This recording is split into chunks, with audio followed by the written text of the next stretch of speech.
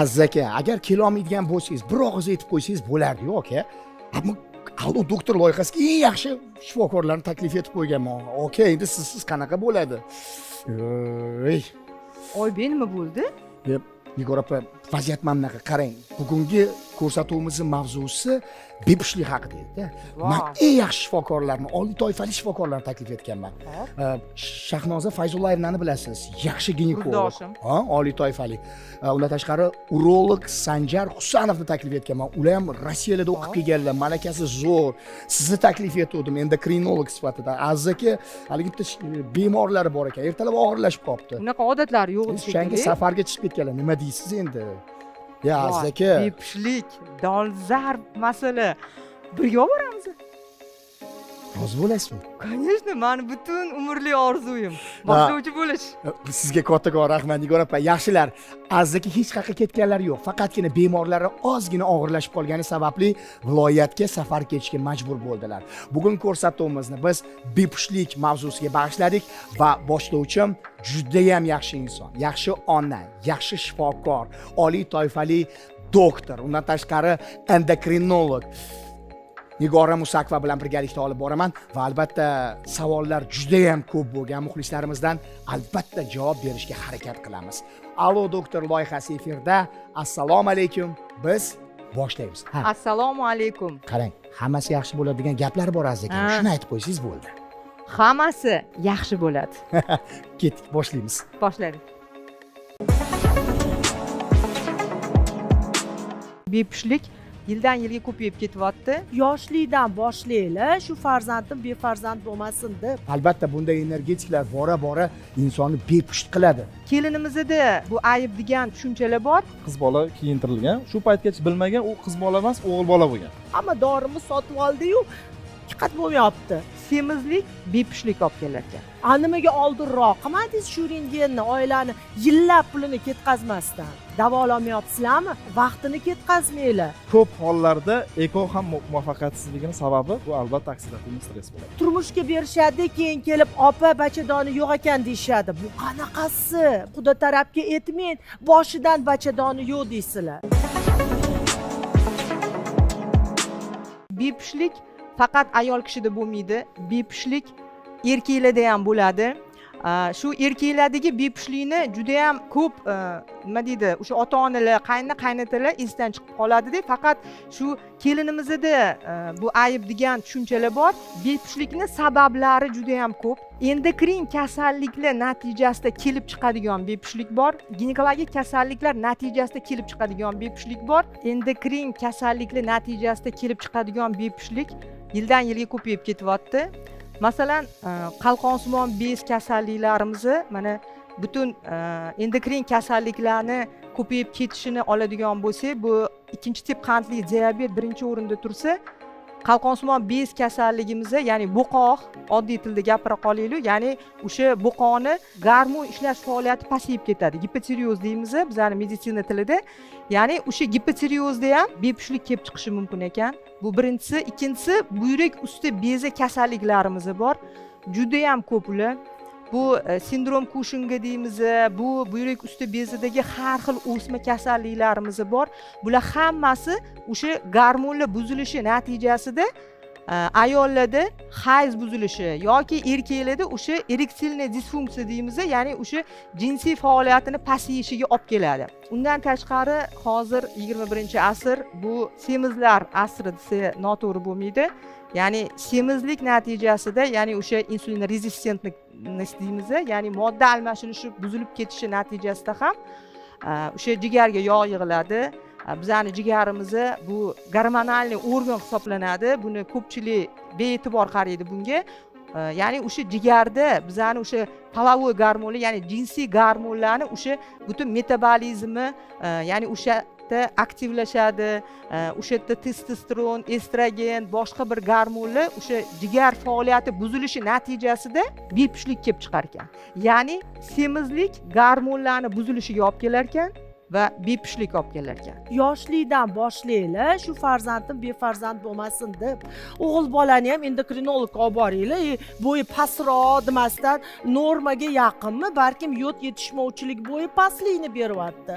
Vazni kamroq, mayli hech qisi yo'q, ovqatni yaxshi ko'rmaydi-da, yemaydi-da, otasiga o'xshagan, tog'asiga o'xshagan demaylik. O'shani mundoq bo'yini, vaznini bular vohma bilan gapiradi. 100 kiloli o'smirni olib keldinglar. Juda to'g'ri aytadilar. O'smirin bola 100 kilo bo'lsa, unda bo'ladi befarzandlik. O'smirlikdan boshlab gormonlar muvozanati o'zgardi. Bu bola boyimaydi, moyaklar rivojlanmaydi. Buni bular ta'kidlab hozir algoritm tuzib beradilar, nimadan nima chiqib kelyapti. Albatta hozirgi paytda endokrin kasalliklar ustunda turibdi. Ginekologiya xastaliklari gapiradigan bo'lsak, ayoli nay yopiq bo'lishi mumkin. Trubniy besplodие. Nay yopiqdi, lekin shifokor yillab tuxumni davolab yotibdi. Oxirida esiga tushib qolishadi. Shu bir rentgen qilamizmi? Shuncha narsa berdim, hamma dorimni sotib oldi-yu, haqiqat bo'lmayapti.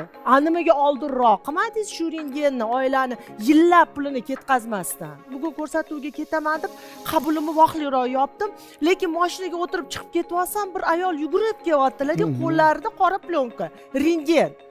Vaqtim yo'q, men kech qolmaysiz ko'rsatuv. Vaholanki ko'rib bering. Shunda mashinadan ochdim, truba yopiq. Shunda ikkita nay bitib ketgan. Ortida 6 yil ayol 6 yil Toshkentni 4 ta taniqli klinikasida davolangan. Men mashinada ketib turib aytdimki, yo'q, bu yerda truba yopiq, davolamanglar. Yoki eko, yoki laparoskopiya, laparoskopiya bu bo'limda qilmaydi.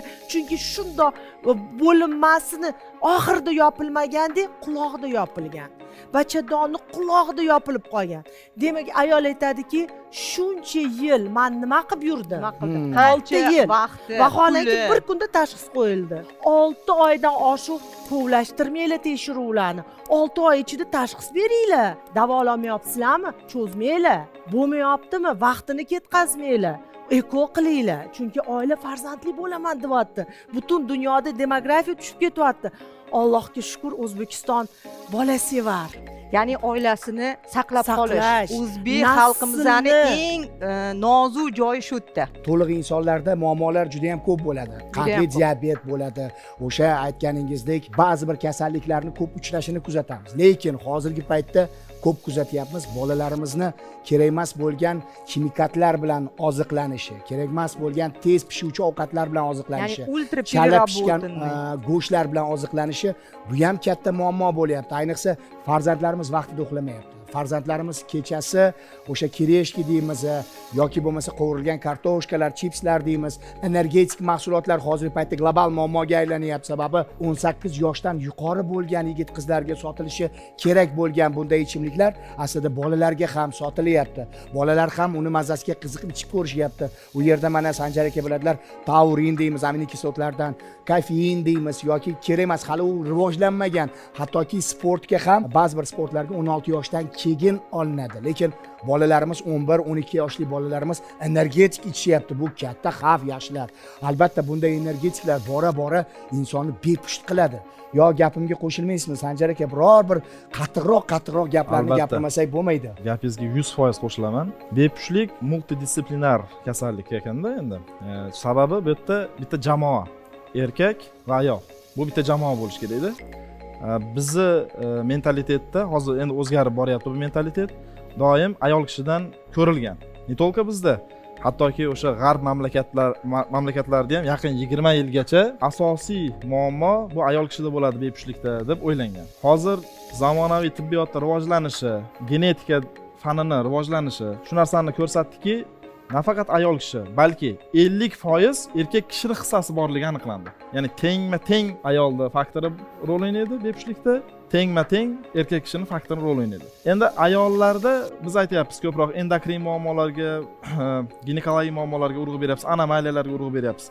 Erkaklarda-chi, bizda O'zbekiston territoriyasida erkaklarda aytib o'tganingizdek zararli odatlar deganda faqat sigaret tushunamiz. aroqni tushunamiz, narkotik tushunamiz. To'g'ri ovqatlanmaslik ham bu zararli odat hisoblanadi. To'ppa-to'g'ri.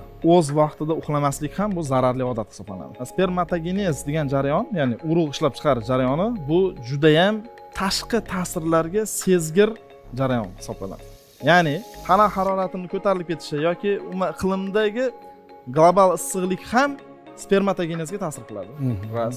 Ya'ni yoz kunlari nima qilamiz? Kimlardir taksi qiladi, issiq sharoitda taksi qiladi, issiqda o'tiradi. Bu ham yaxshi emas.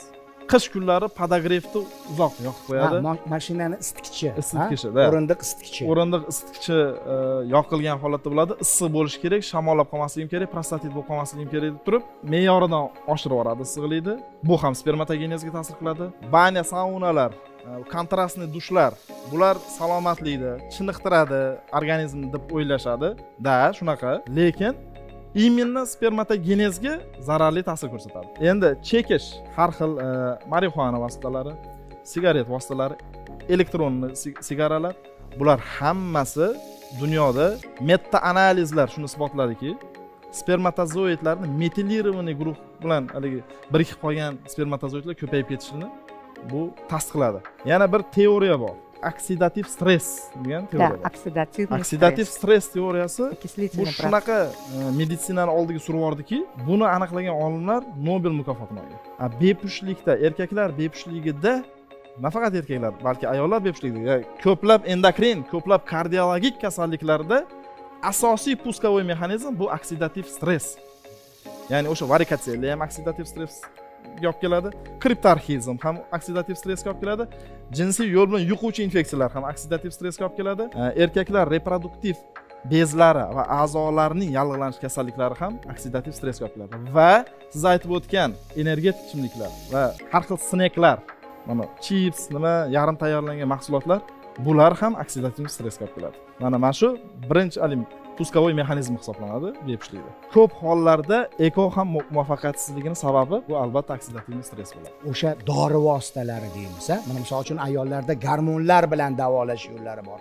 Ba'zi bir paytda gormonlarni noto'g'ri ichishi natijasida ayollarni boshqa kasalliklar kelib chiqadi. Vazn to'plash to'planib ketadi, qandli diabet kuchayib ketib qoladi. To'ppa-to'g'ri Semizlik ham aytyapsiz. oksidativ stress. Ayol bizani xonamizga kirib kelyapti, 47, 49 kilo. O'shanda ozgina sport ber, o'sha 53 bo'ladi, normal mushakli massani yig'adi. Lekin shifokorlar hozir gormondasan sal semirtib yuboraman deydi-da, salli o'rniga 70 bo'lib ketadi. Va ayol hayzi to'xtab qolishi ta'kidlaydi. Men bu yoqqa o'zim oyog'im bilan xipchi bel qiz bo'lib kirib keluvdim, shuncha gormondagi qarang qanaqa ahvoldaman kirib kelishadi. Biz o'shanda Nigoraxonga murojaat qilib, endokrinologlar bilan birga ozdirib olsak, qarab sizga bizga yetib kelmadi ayol. 2 xat bo'ldi, homilador bo'ldi. Faqat qo'ng'iroq qiladi. Men ozudim, hayzim tiklandi. Har bir kilo yog'i ichida 10,000 kilometr tomirlar ishlab chiqazar ekan. Endi u kislorod o'g'irlashini tasavvur qiling. Demak, organizm o'shatga qonni yuboradi. Bizning oziqamizni yoqqa yuboradi. Lekin bechora tuxum va buyrak kislorodsiz qolib ketyapti. Uni oziqasi yo'q, uni faoliyati yo'q. Shuni sifatidan mana sizga befarzandlik. Lekin bu yatragen. O'sha shifokor noto'g'ri taktikasini asoratida xastalikni chuqurlashtirib, hattoki hayz to'xtashiga olib keldi. Yana bitta narsa haqida aytmoqchiman, aynan bizning o'zbek millatimizga. Turmushga berishadi, keyin kelib opa bachadoni yo'q ekan deyshadi. Bu qanaqasi? Bu qanaqasi? Axir bu sizlarni O'zbekiston ta'minlayapti-yu dispanserizatsiya bilan. Nima qizinglarni bekitasizlar? Nima doktorga bormaysan? Hozir telefon qilib gaplashib beraman deysizlar. Nima maktabda hamma ko'rikdan o'tayotganda qizinglarga spravka tayyorlab kelasizlar. Nimaga sotib olasizlar spravkasini? Bilyapsizlar, hayzi yo'q, kasali bor, bekitishni xohlaysizlar. O'sha bechora oila to'y qildi, mablag' kirg'azdi. 1 yildan keyin turmush o'rtog'i bilmasin, quda tarafga aytmang, boshidan bachadoni yo'q deysizlar. Bachadonsiz ayol ham ona bo'la oladi. Shuni vaqtida murojaat qilsanglar, balkim muhokama qilib to'g'ri yo'nalish tanlar deylar. shuni ham haqida gapiraylik, Albatta. bekitmaylik. mani butun ichimdagi dardlarimni Shahnozaxon aytib bo'ldilar. Yaqinda bitta voqea bo'ldida. Ha, Real Bemalol. case, biz operatsiya qildik. 11 yoshlik qizaloq topib kelyapti. Sirg'alari hamma yog'i joy-joyida, как qiz bola kiyintirilgan, o'zi ham qiz bola. Shu paytgacha bilmagan u qiz bola emas, o'g'il bola bo'lgan.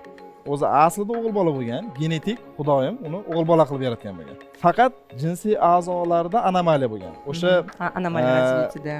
epigenetik muammolar, ya'ni SRY genda o'zgarishini hisobiga ham ayollarda jinsiy a'zolari rivojlanadigan protok, Müllerov protok ham rivojlangan. Bu yoqda erkaklar nimasi, Wolf protok ham birgalikda parallelni ketgan. Va da shu holatda Müller protok dominantlik qilib qolgan.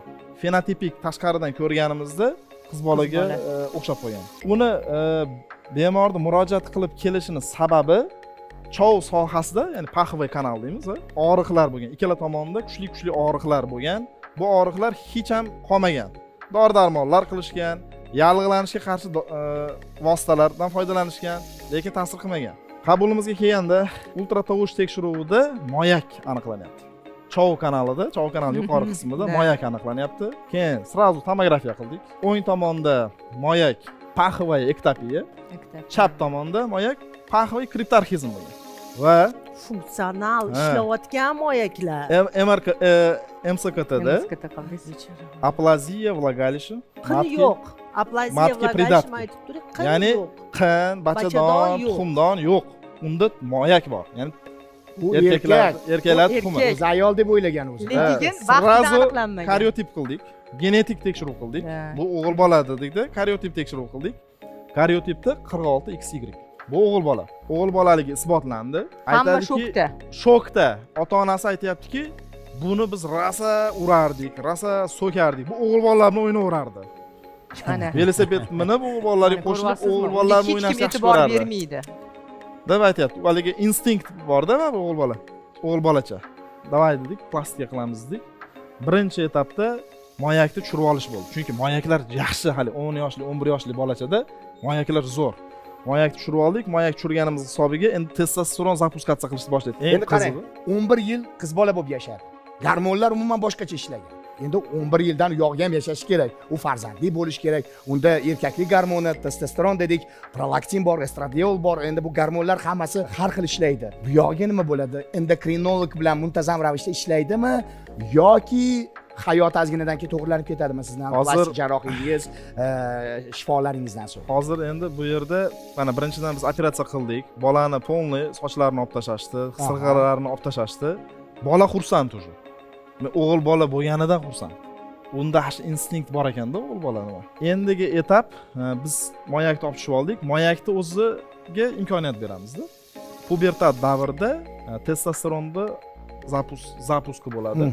O'zi rivojlanib ketish ehtimoli bor. Ehtimoli bor. Biz hozir kuzatuvga nima qilamiz? 16-17 yoshgacha kuzatamiz. Demak, 17 yoshgacha kuzatiladi. Kuzatiladi, chunki jinsiy olatni o'sishi yuzaga kelishi mumkin. Agar o'sishdan ortda qolsa yoki oz miqdorda o'ssa, kelajakda bu yerda neofalus, yangi, ya'ni rekonstruktiv operatsiya, jinsiy olat yasash operatsiyasi qilinadi. Va shuni fonida bu to'liq reabilitatsiya bo'lmasa ham qisman reabilitatsiyaga erishadi. Yaxshilar, siz Allo doktor loyihasini tomosha qilmoqdasiz. Garchi ko'rsatuvimiz oxirlab borayotgan bo'lsa ham bir narsani aytmoqchiman.